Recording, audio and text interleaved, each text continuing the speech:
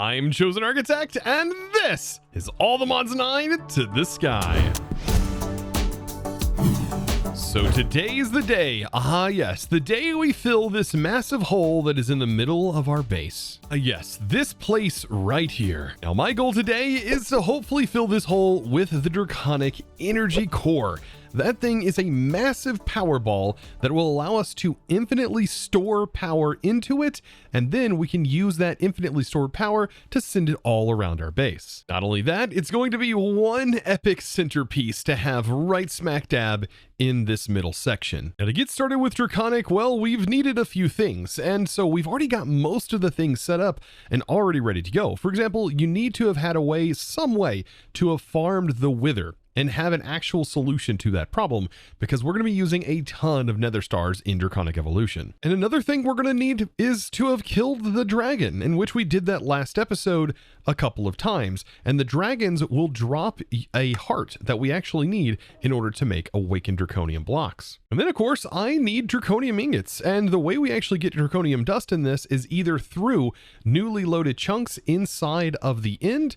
You can actually find the ore there, or you can go ahead and sift up crushed gravel, which last episode we set up a very, very fast solution to all of our sieving using Super Factory Manager, which was absolutely insane. So now after simply setting that up, I'm sitting here with over 83,000 draconium dust, which is just ridiculous. Now to really get started with Draconic Evolution, I have to auto-craft a few things, specifically these cores. So by default, the draconium core is very important, and we're going to need that auto-crafted immediately.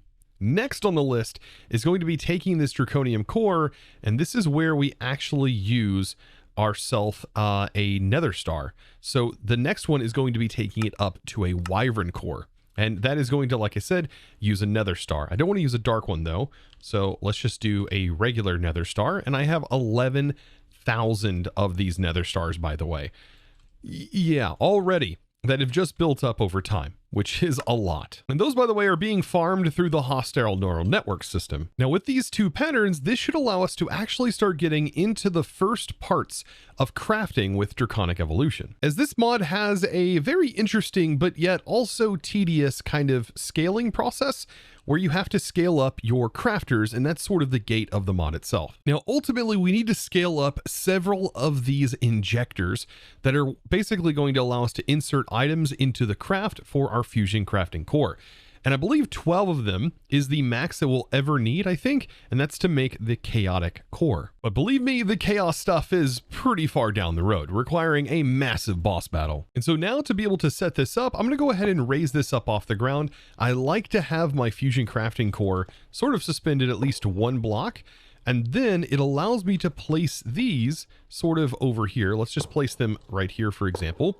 And I want to line these all around our crafter. And so now perfect, I have all of my injectors set up. This should be all 12 of them, and you can surround them on all sides of this whole setup, but for right now this is going to work just fine.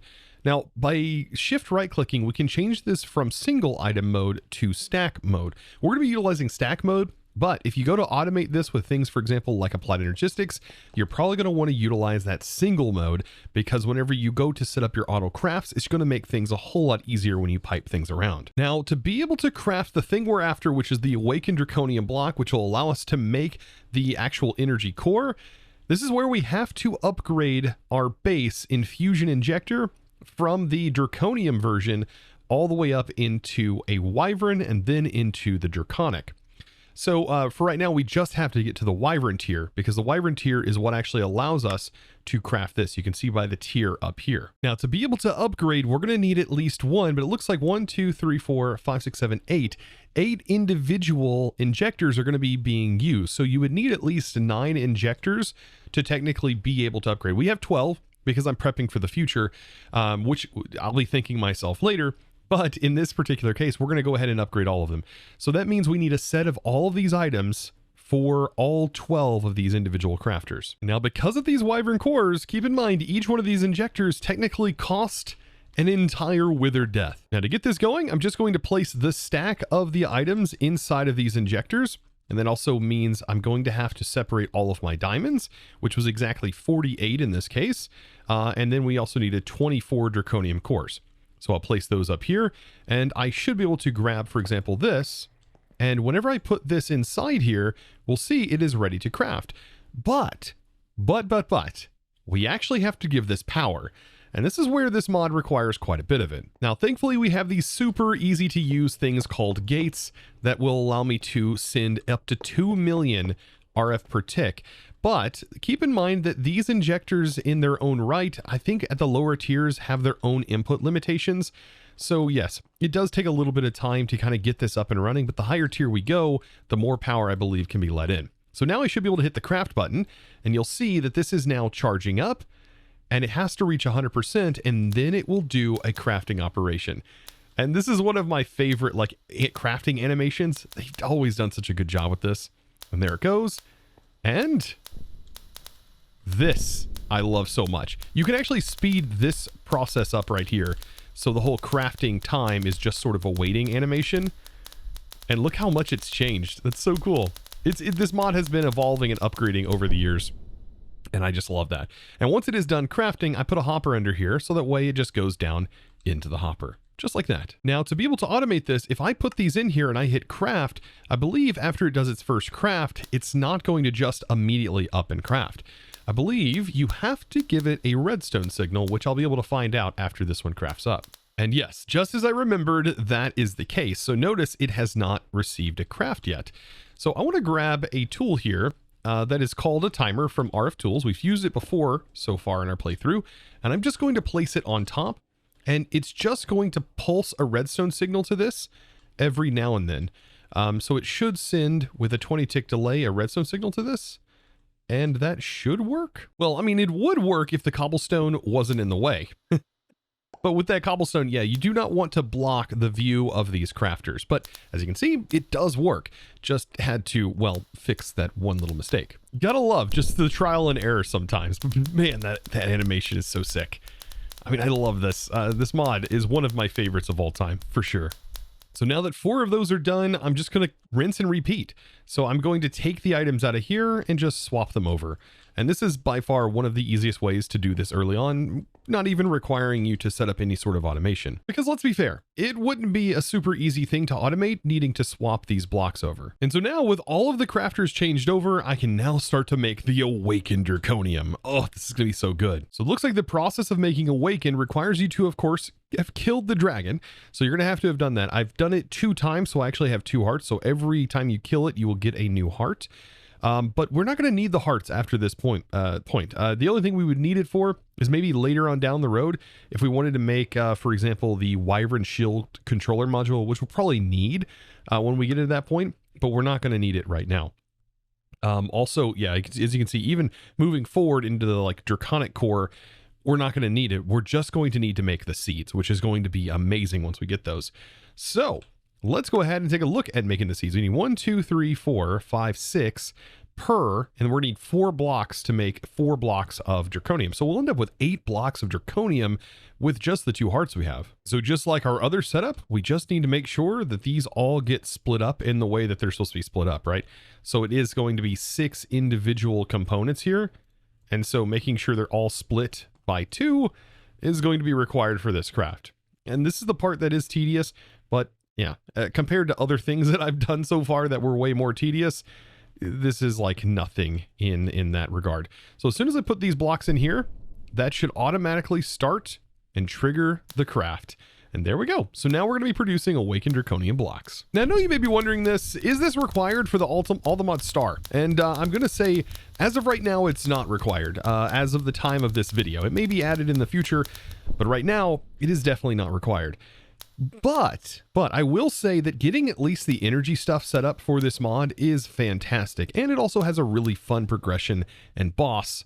And the armor shield is really nice because you can equip it with any of your other gear. So there we go. Awakened draconium blocks. Now I have all of this insanium essence set up because when we convert this over to draconium, I'm going to need 4 each in order to make the seeds for these. And of course, one of the amazing parts about our whole setup that we have going on with our phytogens, we actually don't need the crux in order to farm these. which is incredibly broken. But you know what? Sometimes you just need a little bit of broken in your life. So just plopping these inside our super insanely fast phytogenic insulators. Oh boy, we are now producing essence. But something we got to keep in mind, in order to make blocks of this material, which we're going to be needing for that energy core, we're going to need a lot of essence, a significant amount of it actually, because each of these essences require, or the whole setup requires 9 of them just to make 1 or 3 nuggets, I guess, 3 nuggets. And so to make 1 ingot, we are going to need 3 sets of 9. That's quite a bit. So we can use applied energistics to get our exact math needed for this. And for the tier 8, which is the massive size one, that's a 13 by 13 by 13, that's not including the stabilizers. This is how many blocks of awakened draconium we're actually going to need, 378.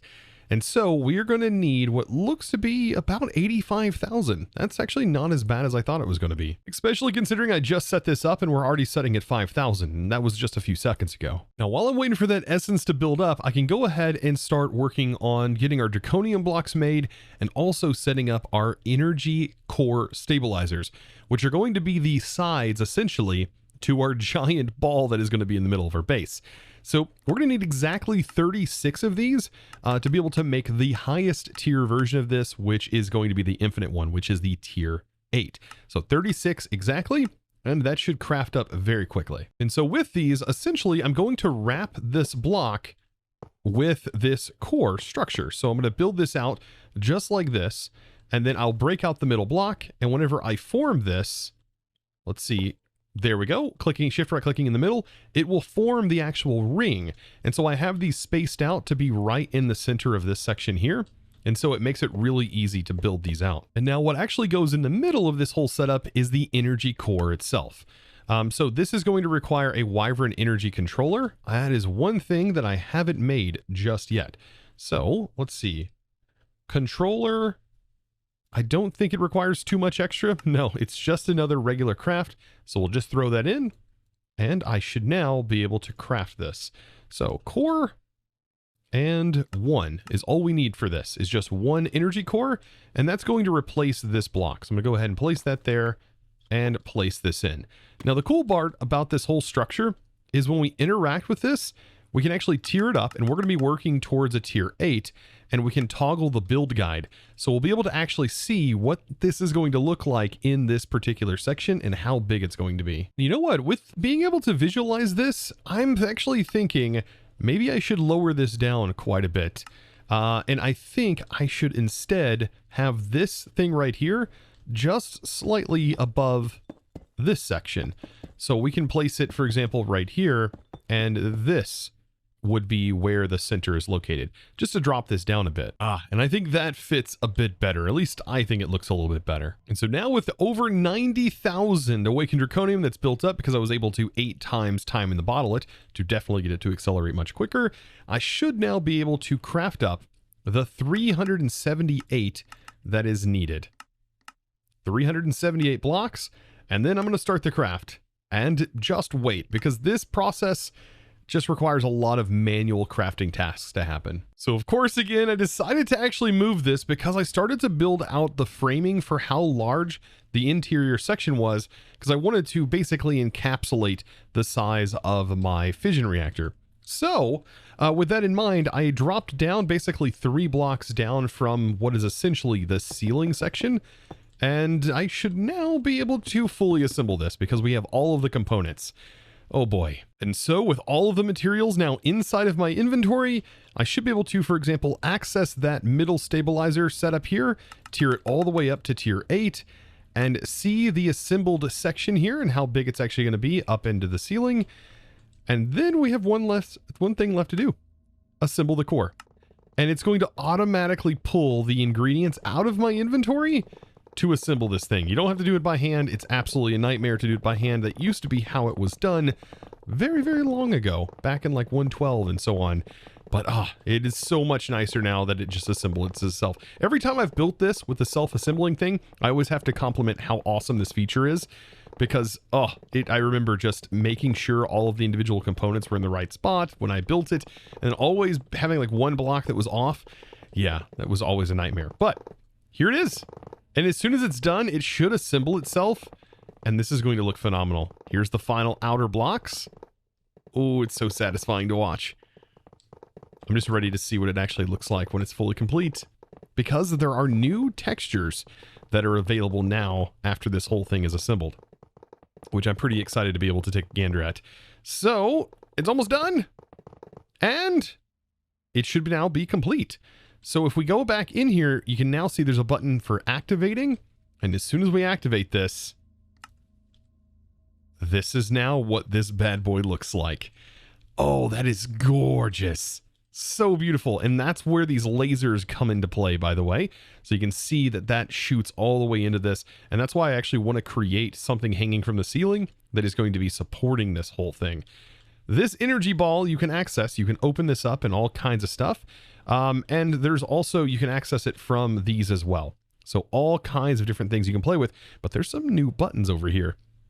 So we have enable legacy render. So if we do this, that's going to turn on what it used to look like. The old school version of the Draconic sphere. Very, very classic, very nostalgic. Love it. But I want to play around with the new stuff. And so if I enable color customization, we then can open this tab up and we should be able to drag these around. And we can start to place them in a way that lets us fully customize all of our colors. So I'm going to get in a sort of way where I can start to play around with these. Let's move these out of the way here. And let's start to play around with the colors. So it seems like this controls the band. So the bright band, very cool. And I guess maxing these out makes it white. And then this controls the inner band. Okay, so we can make it white as well. And then this is like the color of that very trippy effect, the shader that's going on the inside. So we could technically make this whole thing white if we want. But I'm thinking, how about we make like this middle section some sort of orange, like to match the rest of our base. So like this nice orange color like that, like kind of close to old school. And then this band, if we can make it a cyan color. So let's ramp up the blue and give it some green and kind of mix and match that green to kind of give it that cyanish color. Ooh, let's take all the red out. You know what? Maxing all of that is that's about as close as it gets.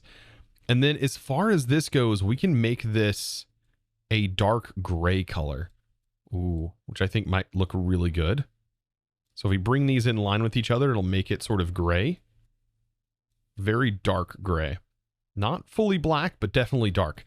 Okay, and so with that, now we have our own custom Draconic energy core. My goodness, this is just magnificent. I've started to sort of build around these, giving a nice little hanger that basically looks like it's supporting this frame. Oh, that is just, it's so bright, so cool looking as well, just having it around the base. But we need to start sending power to it because right now there's no power and we also need a way of getting power out of it. And that's where these energy pylons come into play. And if they're still the same as they used to be, we should be able to utilize glass in order to get them to function. So we are going to need a little bit of glass, just like that. Perfect. And the pylons, I typically like to have them in line with everything else. So I'm going to place a pylon right here. And what I should be able to do is place glass on the bottom and notice it creates the orb and creates a link between these two. And you should be able to right click this to change it from extract mode into insert mode. So this one, we're going to have it set to insert. And on the other side, I'm going to place another one on the exact same level that I'm at right here. I'm going to place this one right here, put the glass on it. And I'm going to make sure that one is a extract. So we need an insertion and we need an extraction. So this is where I'm going to need to create two separate networks. I already have one network that we're going to actually leave the same and we're going to leave it as main, but we're going to need now a new network for sending power. So receiving power network is going to be the same. That's going to be just this one. And we can get by with that by just putting a plug right here. And this plug is set to main. We also want to make sure bypass limit is on. So anything that has a point on it right now, we don't have to modify, but everything that has a plug, we are definitely going to want to modify. So let's go ahead and start working on that. Now I am going to need my power wrench for this because it is going to make, or not power, we're going to need our flux network wrench. This is going to make this whole process a lot easier. What I need to do is go into here and I'm going to create a new network.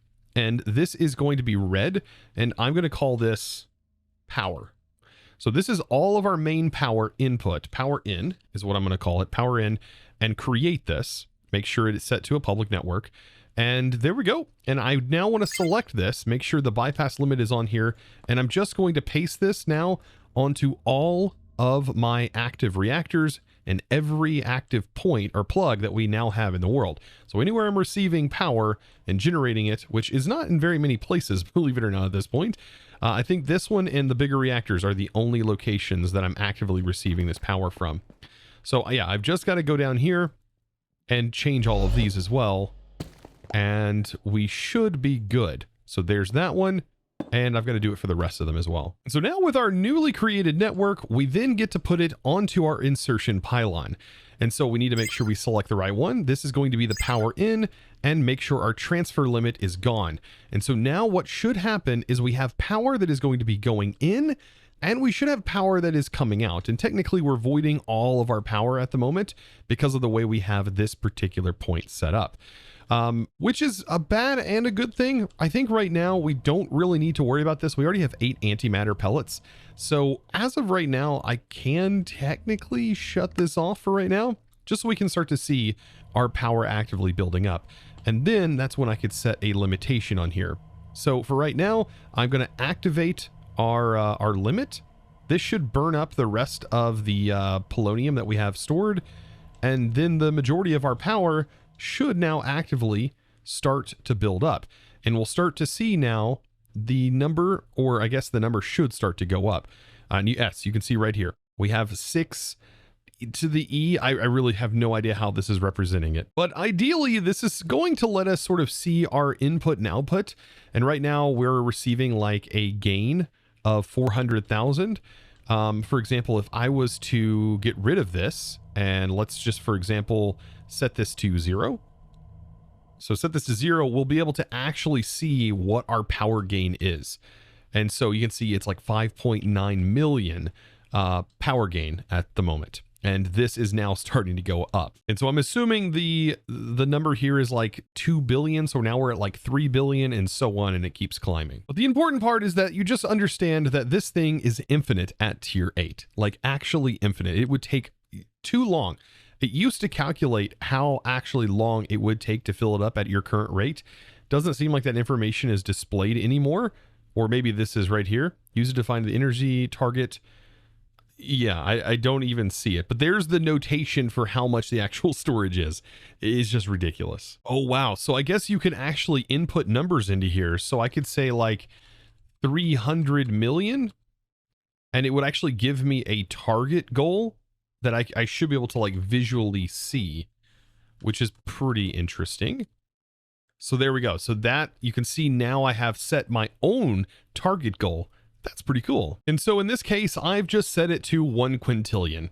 So there we go. This will eventually hit 1 quintillion, as you can see by the percentage going up here. Come on now, you've got to admit how cool this thing is. Oh, and it's only going to get cooler the further and deeper we go into Draconic evolution. There's still a whole lot more. There's an epic boss battle and all kinds of other fun stuff to be had. But one of the major utilities that I wanted to get set up from this mod is now complete in all of its glory. It's so beautiful. Now, Draconic has a ton of really cool and useful tools. One, for example, is this dislocator. So if you shift right click on a particular location, it will actually bind it to that location. And all you have to do is simply right click and it'll take you right to that location, which is pretty darn cool. Now, there's also some other things you can do. For example, you can upgrade this. And you can make an advanced dislocator. This one would consume ender pearls, but it is going to would allow you to open up a GUI to be able to choose the different locations. Very, very powerful, and I definitely want to make one. So after crafting this up, you will now be able to see the sort of GUI that we have here. So if I take some ender pearls, for example, and I fill this up, let's see, ender, I think, yeah, regular ender pearls. I should be able to have this refuel. So I'll just do all the inventory, all the ender pearls that are in my inventory. And now I can actually set locations. So for example, let's go ahead and set like a base location, which would be right here. So I would then right click this and I would add new. And what we can do is we should be able to modify the name of this, I believe. And of course, right click to teleport us right there. And if I shift right click, now I can go into this mode. There we go. And so now once I click into this, I can actually modify the name. And so I can just call it home. By default, it's going to be the base coordinates. But as soon as I right click this, it teleports me there and it's now selected. But I can keep adding new locations. And so this is a really cool thing. It's very similar to like how the TimPad works, except this is like infinite, but it just uses ender pearls. And now, honestly, there's so many tools to like talk about and like utility stuff. For example, there's like entity detectors and advanced entity detectors that'll emit a redstone signal if like a very specific entity is in range. There's also the celestial manipulator, which I would have to say is a pretty crazy tool for what it actually does, and definitely the cause of a lot of conflict on servers. Yes, the tool that can keep it always day and also keep it always raining in all kinds of conditions. Now, as of right now, we're just using a ritual right here that makes it daytime. But the celestial manipulator, on the other hand, can do a whole lot of other things. So yes, you can see right here, it does have some power cost, it looks like. Is that what this is? I think it's a power cost. But you can see clear skies, we can create rain. And yeah, there's not enough energy. So let's get a gate, for example, to give this bad boy some power. And it's just going to be ridiculous. We can make it thunderstorm. And so this is going to change the weather on us. I mean, that's ridiculous. And there it goes. So now we have created a thunderstorm. And of course, this is going to activate because during a thunderstorm, we can actually make it turn to day. And I think that actually got wrecked, but we can actually just switch this. So this is under weather mode. So now we can clear the sky. Like, this thing is just absurd. And I'm almost positive it can also be automated just like this. Oh, these noises are ridiculous. But that should make it nice, bright, and clear again. And as far as time goes, you can skip time. You can set time to any time you want. Oh my goodness. Let's actually, for example, let's get a lever. And I just want to see, I think this is automatable with a redstone signal. So if I set this, for example, to sunrise, it's going to work, but I don't know how I would actually automate this. Oh, configure the redstone. So here's the redstone mode. So you'll set it to clear sky and also sunrise. Yeah, we can set it to sunrise. So when it receives a redstone signal, it would switch to day. Like, that makes a lot of sense. Oh my goodness, that thing is absurd. And so to simplify our daytime, really, we would just have to send it a redstone signal when it's night. And so this setup that we have right here, we can get rid of it. And we'll just use this detector as it exists in its current state. That is just fantastic. Okay, so let's place this here. And we can place it right next to it, because that'll emit a signal. And we just need to set this up to turn to sunrise whenever it receives a signal. That's it. That's it. That's all we have to work on. And there we go. And we could set up 2 of these and have one if it ever, for example, was raining, it would automatically clear the sky. Man, some things are just so overpowered. And just when you thought it was too overpowered, something else comes in and goes, nah, I got you. And so yes, there's a magnet. We're also going to end up making the chess piece as we continue on through our series. But for right now, that's some of the main stuff. By the way, you can also use a dislocator inside of a dislocator pedestal, and it will essentially hold that dislocator. When you right click it, it'll teleport you to that location. So another nice little thing to use, especially on servers. It's very, very fun to use with friends. I mean, honestly, what does this mod not do? You can create portals that teleport entities into certain locations, and you can make crazy powerful tools and bows, and not to mention there's an insane dragon fight that we're going to eventually do. Oh, and did I also mention there's insane mob spawners? Yeah, that you can create also with Draconic Evolution, and there's a way to kill mobs too. But with that, I hope you guys enjoyed today's episode, and hopefully you'll learn something new, whether that was about Draconic Evolution or any of the other topics covered today. I hope you guys enjoyed it, and of course, be sure to click that subscribe button if you haven't already, and give this video, guys, a huge thumbs up. I look forward to seeing you, of course, in the next one. And now it's time to thank the amazing supporter of today's episode. That amazing thanks is going to go out to Shave13. Thank you so much, by the way, for your amazing support and choosing to support me over on the Discord by becoming a Discord premium member and supporting me in one of the best ways possible. Thank all of you guys, especially those who watched all the way through today's episode. You guys are absolutely the boss, and you know who you are. I appreciate you guys. I'll see you in the next one. And of course, as always, thanks for watching. Bye!